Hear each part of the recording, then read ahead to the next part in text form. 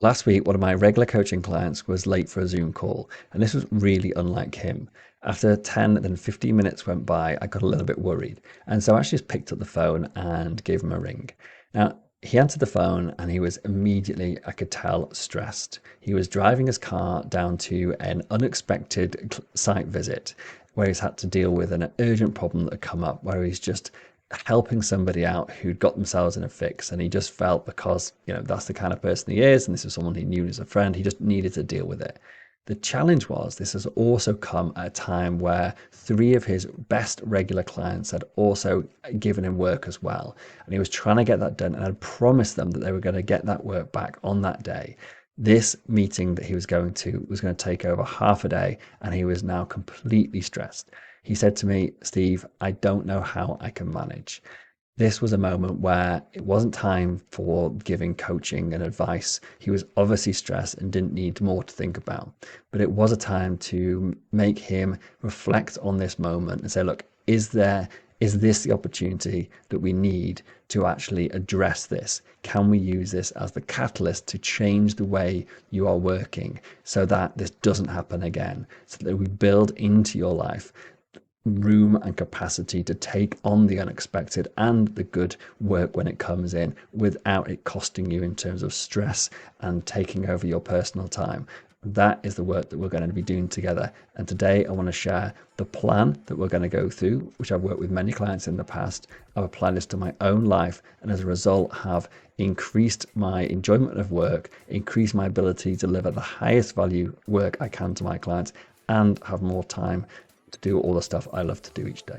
So the question is this: how do entrepreneurs like us, who don't have an endless supply of cash, how do we leverage the best apps, virtual assistants, automation tools and systems to scale our businesses, increase our profits, and have more time to do what we love to do each day? That is the question, and this podcast will give you the answer. My name's Dr. Steve Day, and this is Systemize Your Success. If you run a small business, then I'm sure you're aware of these times when everything seems to happen at once. Maybe you get a new client instruction, or an existing client chucks you some extra work, or a crisis happens. This could be a crisis in work or outside of work. Maybe you get ill, or your kids get ill, or you have to just help somebody, one of your friends out who's in a fix, or somebody passes away in your family and you've got to deal with that grief. All of these things happen to us on a regular basis, but most people don't factor those into your working week. We fill our weeks with chock-a-block with work and more work and stress and more stress. So when these extra things happen, there's nowhere to put them. And that in itself is incredibly stressful. It can cause a huge amount of disruption. It can lead to us not delivering on our promises, and that can have a detrimental effect on our mental health and also our relationships. And I'm no different from any other business owner. That was exactly the life that I was leading. I was working far too many hours anyway, and so when problems arose, there was nowhere to fit in this extra stuff.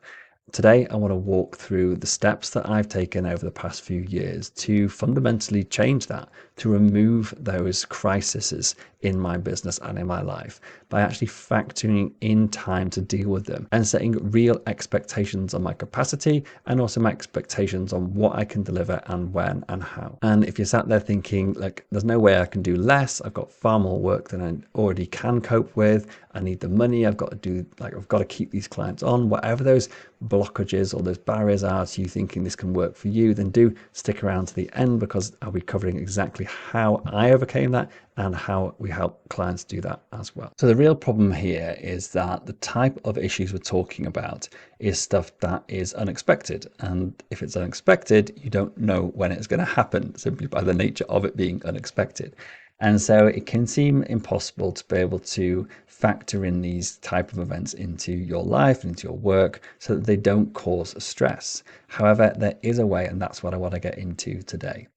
But if you're sat there thinking, look, I can't possibly do less, I've got to keep all these clients on, I can't say no to a new client coming in, then I want to challenge that in this episode as well, and to maybe look at other ways to view the expectations you have of yourself and how you can actually increase or maintain your revenue without actually increasing your workflow. And in doing so, create a business which actually serves you at a higher level and allows you to serve your clients at a higher level as well. In the case of the client I spoke to last week, the challenge was that all the people that had arrived on with the stresses in this particular week, the deadlines for his existing clients, this particular friend who he was doing a favor for, like all these people are people he did not want to say no to.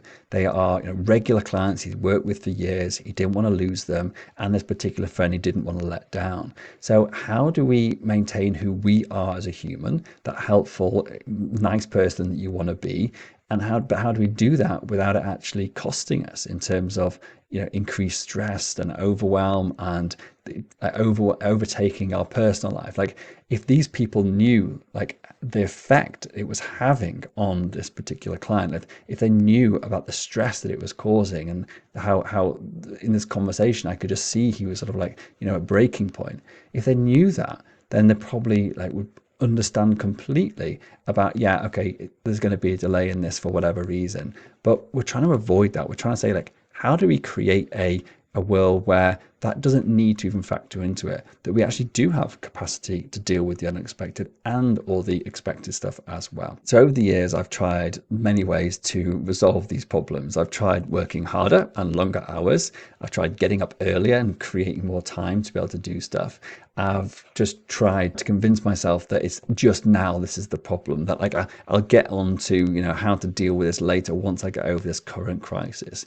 The challenge of that is that crises just keep on happening. Life gets in the way for whatever reason. I've got 2 young kids who are ill very regularly. I have a business to run. I've got a wife. I've got family. All of these things like throw up issues and crises all the time without us being able to predict them. Sometimes we can have nice peaceful periods, but then something will go wrong, and then everything seems to go wrong at once.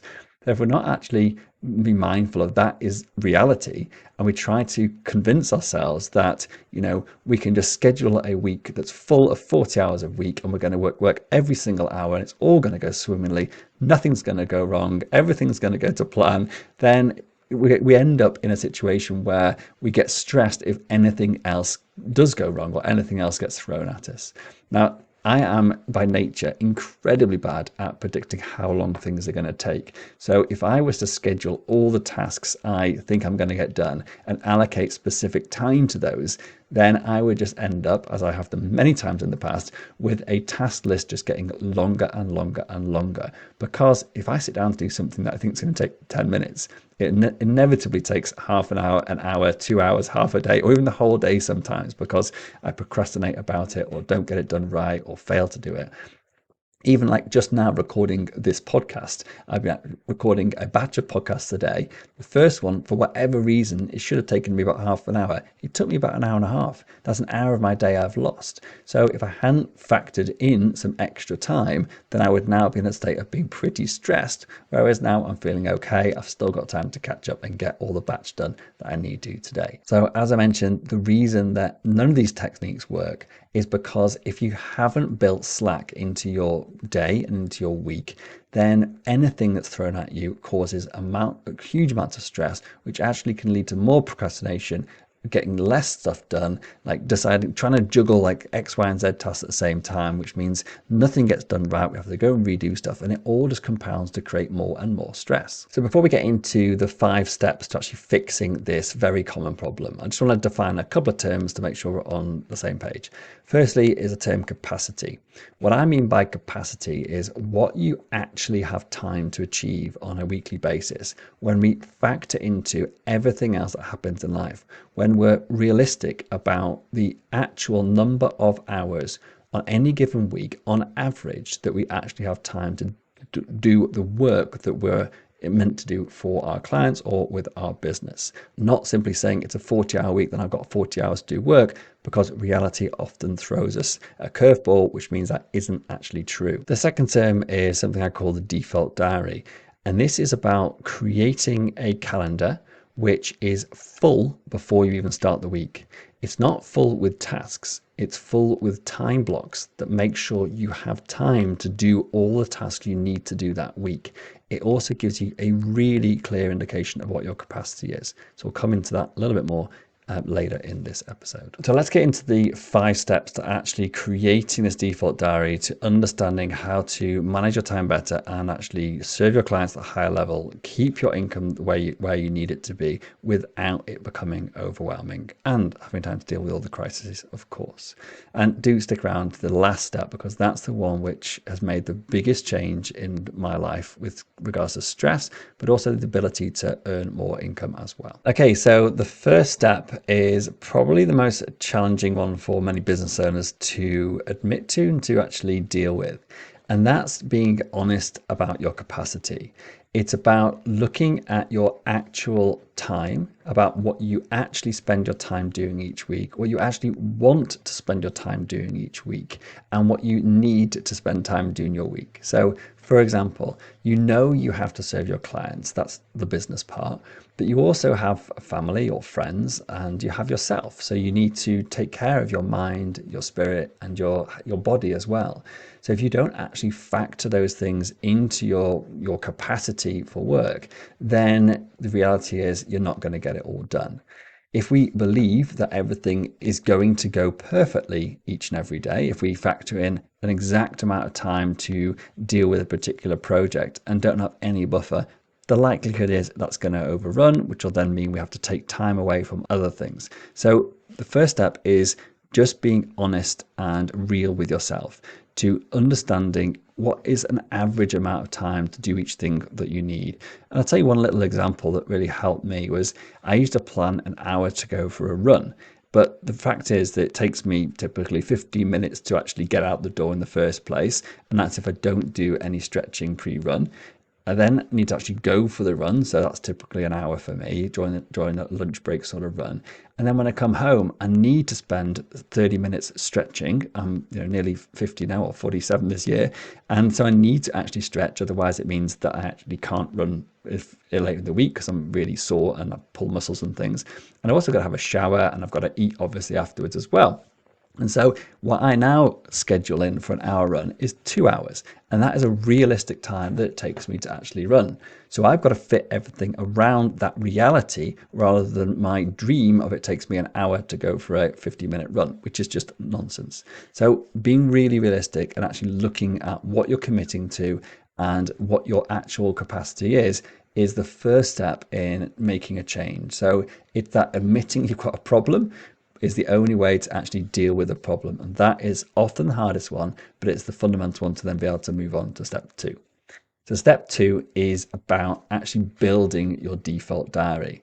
This is where we start taking a real honest look at everything that you do in life. This includes all of your family commitments, your personal commitments, that includes your hobbies, your mindset, your mental health, your physical health, your spirit, making sure there is capacity in the week to be the best person you can be. So when you are working, you're working with the highest energy, concentration, being able to actually deliver on your promises because your mind's on the job. It's not distracted by other stresses going on. And to do that takes time. Without the time scheduled in, that gets pushed aside and our stress level goes up. We often become less productive, and therefore the things we were meant to do take longer than we expected, and it just compounds and adds to the problem.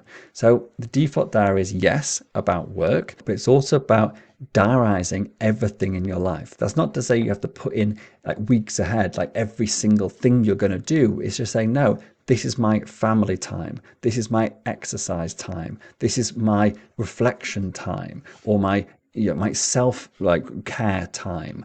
Like, you don't have to define exactly what you do in those blocks, and those blocks can move around and be flexible. But once they're diarized in, they become commitments that you can then try to keep to, and hopefully then have the capacity to deal with all of the things in your life in a holistic way, rather than just focusing your diary on your work. When it comes to work, it's not just, hey, I'm going to work for 6 or 8 hours today. It's, what does that working day look like? Like, when do you have meetings with your staff? When do you support them? When do you review work they've done? When do you give them feedback?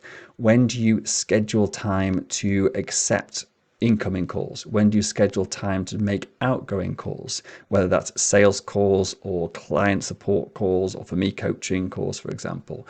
When do you schedule time to do your deepest work, the work that you actually get paid for, or the work to actually increase the ability to get paid more? So that can be things like creating new frameworks or intellectual property. It can be about learning and expanding your ability to serve people at a higher level.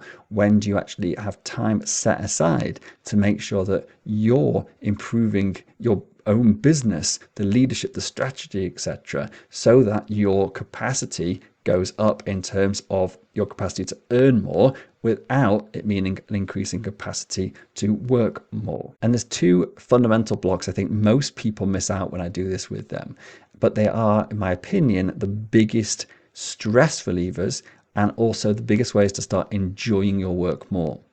The first one is a pre and a post work block. The pre-work block is that getting into the mindset of work. So how do we start the day by clearing our mind? That could be through meditation, breath work, yoga, something that allows you to get grounded, to clear your head of the stresses of the day before. So when you start that day, you start it with purpose, with intention, and actually dealing with the right problems of the day rather than dealing with the problems you carried over from the previous day. And then at the end of the day, it's the opposite, if you like. It's unwinding before you go and see your family or your loved ones. It's how do I detach myself from work in order to meet the next challenge of the day, which is my family? How do I meet that in the best state I can be? If I carry over the stresses of the day, it can affect the family. And that then in turn makes me feel guilty for not treating them in the way I want to, or being the best dad I can be, or the best husband I can be. And that then compounds to make things worse as the stress level goes up and carries on throughout the whole day. That can then cause me to have reduced sleep because I'm then worried about stuff. I've said the wrong thing or I've overreacted. And so allowing me to get into a good state before I see my kids and my wife means that actually has a compounding effect on meaning so many other things become better as a result. This can be something as simple as, I walk to pick up my son from nursery. So that's a 15-minute leisurely walk through a nice park. I'm very lucky that I can do that. And it allows me to then unwind, and I get there. I've thought about the things I need to think about on the way. And maybe I've, taken in some nature. I've just appreciated the bird song, the trees in the forest, in the woods that I walk through, and it allows me to just reconnect with myself before I go pick him up. And doing that rather than jumping in the car and picking him up because I'm stressed, because I'm late, because I've overworked, and I've not let that block of space in there, means that I arrive and I'm often in a more stressed state, and he gets the worst of me. And kids, well, everybody can, but kids, just like animals, they have a great way of feeling your energy. So if your energy is in a positive state, they'll react to that. If it's in a negative or a stress state, they'll react to that. And therefore, it can actually spiral down. Whereas having this break in the day allows me to de-stress. I'm not going to say I never jump in the car because I'm late. I'm just saying this is what I schedule in to make it actually happen far more often than if I didn't ever schedule it. And the last part of the default diary, which is probably the one I see missed the most out of everything, and that is factoring in the unknown. It was the prequel, if you like, to this whole episode, or the big intro to this whole episode is how do we actually deal with the unexpected. So in your diary, in your default diary, if you don't have empty blocks with nothing scheduled in, if you go back-to-back client calls, back-to-back meetings, there's no time to deal with the unexpected, the crisis that happen.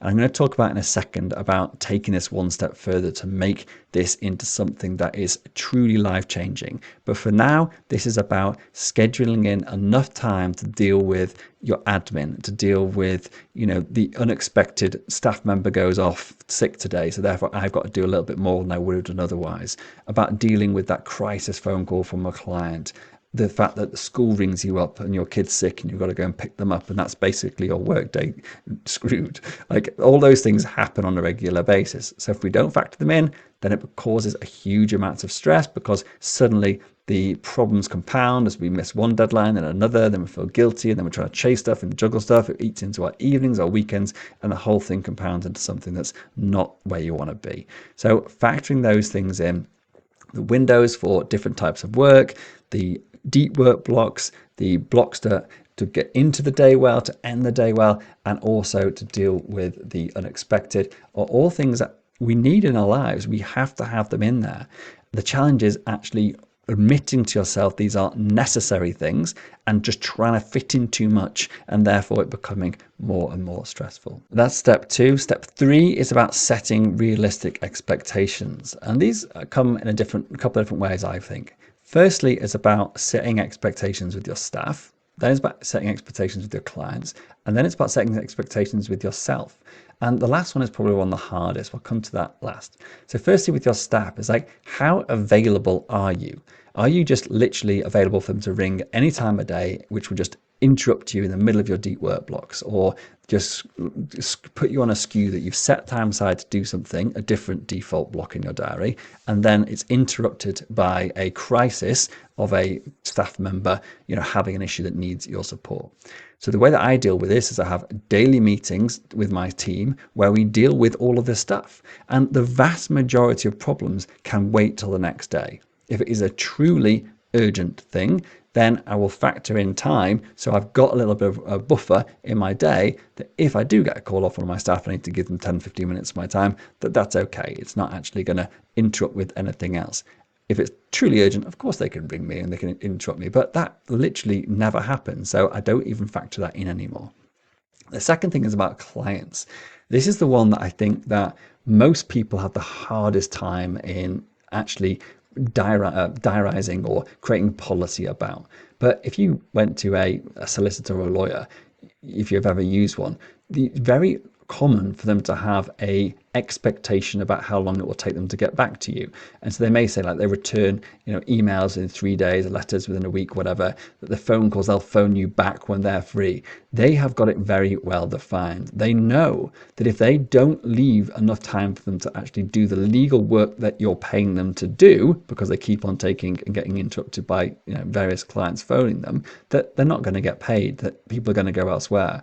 I think it's a really good lesson that we can all take note of, in that if you clearly set expectations, so clients know that you're not available 24/7, that you say, look, I don't take incoming calls, that I ring people back at this particular time every single day, and then you have a receptionist or an AI or an answer phone that someone can phone in. They can say, hey, can you phone me back? And then you will phone them back in a set time. If you set that out and clearly explain to people that's your working practice, then people accept it.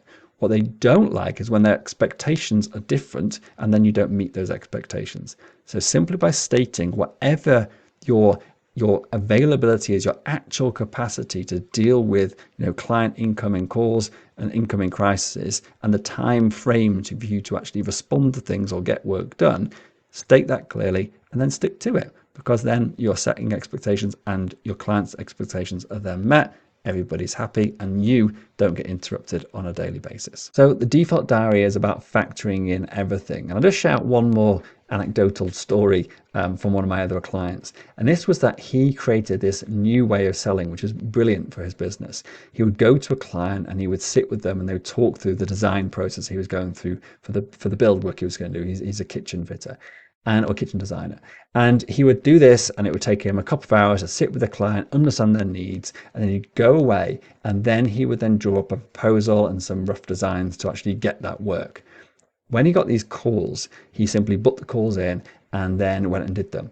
He didn't, in his default diary, factor in that every time a sales call's booked, there was half a day or 4 hours roughly of work needed to then go through, document that, make the proposal, do the designs, and then send them over to the client. So each sales call he had or sales meeting he had, which was 2 or 3 hours in itself, he could factor that in because it was getting booked in his calendar. But he didn't factor in the other half a day. So every sales process he was actually doing was a day's work, but he was underestimating that by half a day for each call. That half a day then took over something else he'd already committed to. And therefore, it was just a compounding problem. The more work he got, the more stressed he got because he hadn't actually factored in that extra 4 hours. So simply by seeing the reality of his capacity and the needs of his business to deliver the service at the level he wanted to, he then understood what his actual capacity was, and factored in all of the work he really did, so that there was nothing was unexpected in terms of not having time to actually do the things he needed to do. Okay, so far we talked about being honest about your reality, about creating a default diary, and about setting expectations. The next step is about reviewing and iterating this process. When you first sit down to do this, you are not going to get it exactly right. You're going to underestimate certain things, overestimate other things, not factoring things that you just didn't remember when you were creating it. And that's totally fine and totally normal. Like, any good thing takes work. Anything that's going to be fundamentally changing your entire existence, you can expect not to get it right first time. So being honest with yourself, setting clear expectations that this isn't going to go right the first time, and then factoring in some time to work on it on a weekly basis. This could be something you do, say, on a Sunday evening or a Friday, the last thing you do before the end of your working week. That's the way I like to do it, before I actually finish for the weekend, because then I've actually consolidated my thoughts. I don't carry them through till Sunday. Is to actually look back and say, look, where did I miss on this? Which of those meetings with myself, for exercise or for de-stress or whatever, did I not actually meet? Which the meetings with clients, overran, or what work did I not factor in?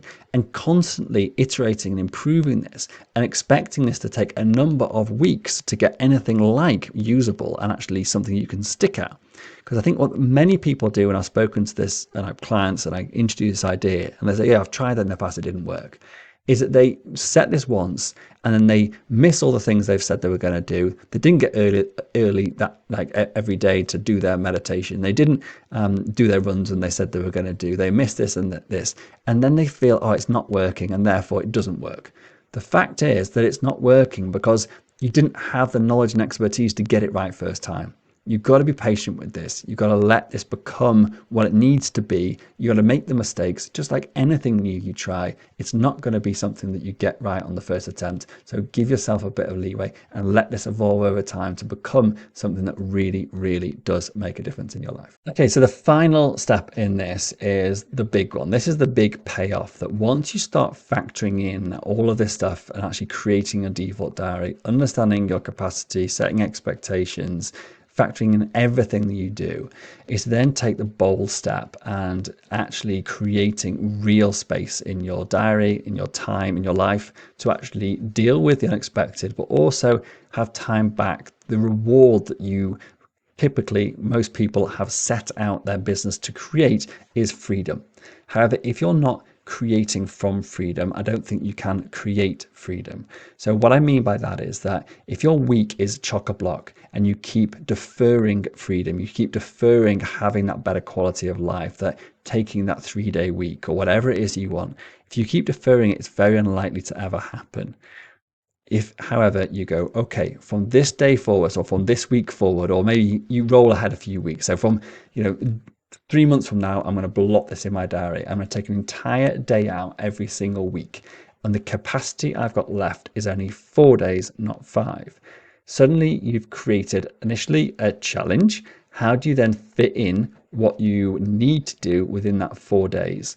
And then you've got another challenge, which is, how do I not feel guilty for not working on the 5th day? Here's how I did it. So I decided, living in Sweden, that I wanted to go skiing. It's one of my highest passion activities, but I hadn't done that for many years of working here. I've talked about this many times on the podcast, so forgive me if I'm repeating myself. However, that in itself was the driver I needed. Felt almost ashamed that I hadn't been skiing when I lived in Sweden. So I blocked out every Friday in one ski season and decided that was the day I was going to go skiing. After the ski season ended, I had this day blocked. I had no client meetings, I had no staff meetings, I had no work booked on that day. And so it was a free day.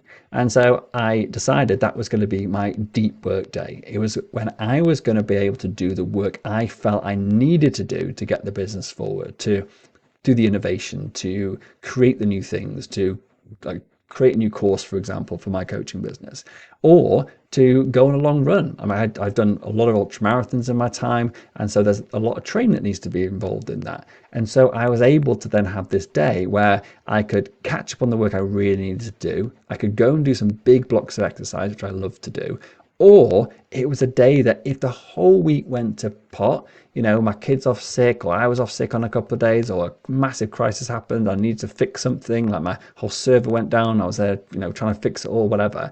I had this capacity day. So that day, which initially felt like a guilt to actually have off, became something that allowed me to do more of the stuff I love to do each day, allow me to do the deeper work, which I get great joy from. I get great fulfillment from actually creating new stuff and giving that to my clients and serving them at a higher level. So they continually get the new stuff, which if I just fill my day with coaching calls and there's no space to create, then I would never actually be able to serve them at a higher level. But it allowed me to deal with the unexpected. Now, mine has actually moved on beyond that now. That I did many years ago, I think about 6 years ago now. Now I actually have 4 days of work booked every 2 weeks. And what I mean by that is that I have created an entire week, which I call my deep work weeks. And I only work 4 days on the other week. So every other week I have a deep work week. And then I have a week where I have 4 days of availability. That means I do all of my coaching calls, all of my one-to-one calls, and most of my staff calls during those 4 days. That has massively limited my capacity in terms of the hours that I'm actually like doing the monetary creating work, if you like. That's meant I've had to become creative about how I generate income in the business. It's meant that I've had to increase my prices, but it's meant that I'm able to serve my clients at a higher level, so those price increases actually are justified. And so therefore I've created, by creating this freedom and then creating from freedom, I've had to figure out how to create a business that allows me to do that. It's meant though that I have these big blocks of time off, which means I can easily move things around if I need to. If a client needs extra support call, I can choose if I have it in that extra week. If I need to cancel a day because my kid's off sick, I can move people into that, the 3 weeks. So it gives huge amounts of flexibility. So it's not to say it's written in stone that nothing can ever happen on those days except for my deep work block, which I've got booked.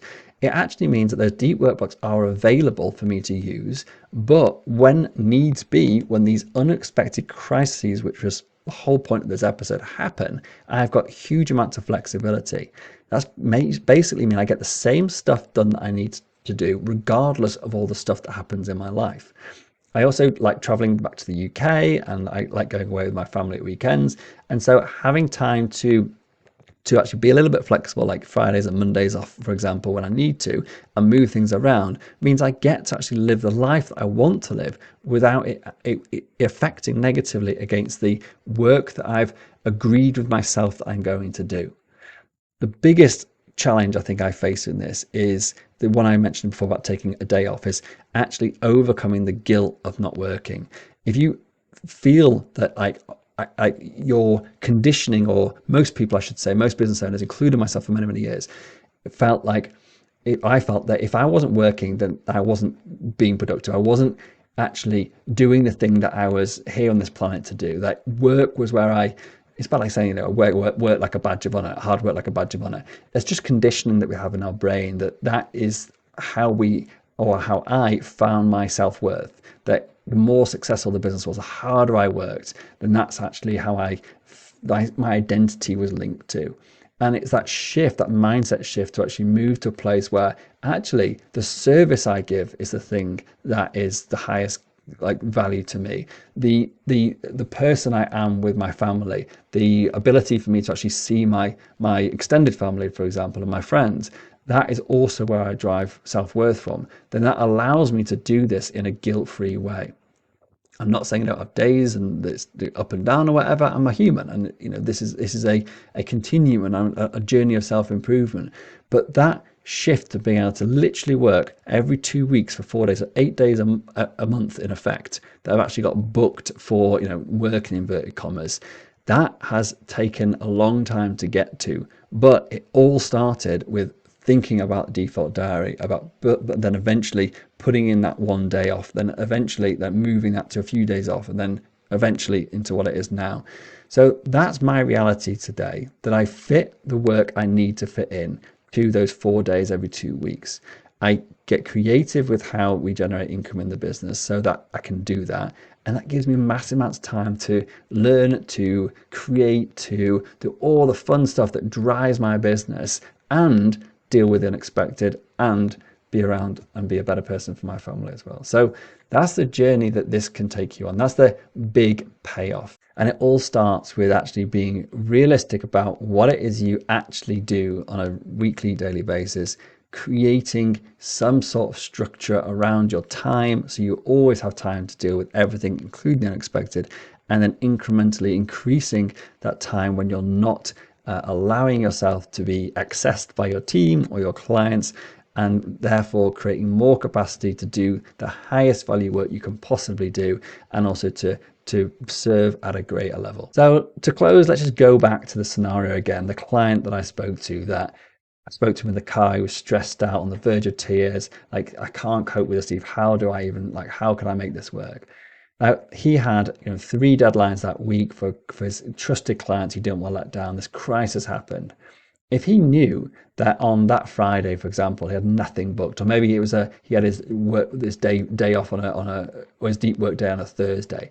Like, if he had that booked in, absolutely nothing on that day, he could take this crisis that he was supporting his friend with, go to that site, deal with that problem, and maybe just say to those other 3 clients, look, something's come up, I'll get the work over to you tomorrow instead of today, if that's the case. I can't remember the details of his deadlines.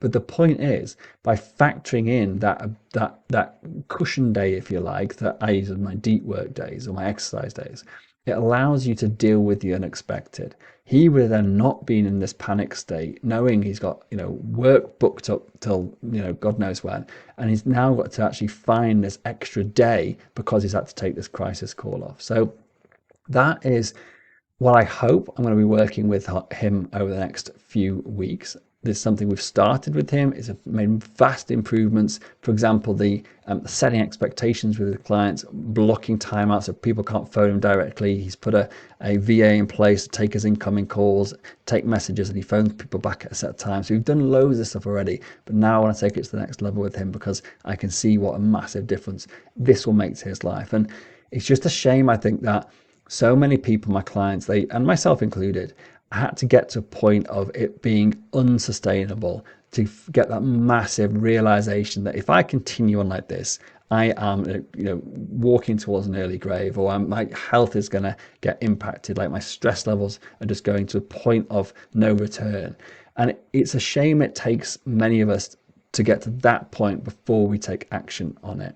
I hope that by listening to this, to my stories, to stories of my clients, to having some tools in place that you can actually start thinking about working towards incrementally and then iteratively improving that over time, it gives you a map to see there is a possible future where you don't work quite as much, that you can cope with the unexpected, and that you continue to serve your clients, earn money, and have a better lifestyle all at the same time. Hope you found this episode useful. If you have, please do hit subscribe so you can hear more stuff about living with more presence, purpose, and peace. And please do share it with anyone else who you may think find it useful. Thank you so much. See you next time.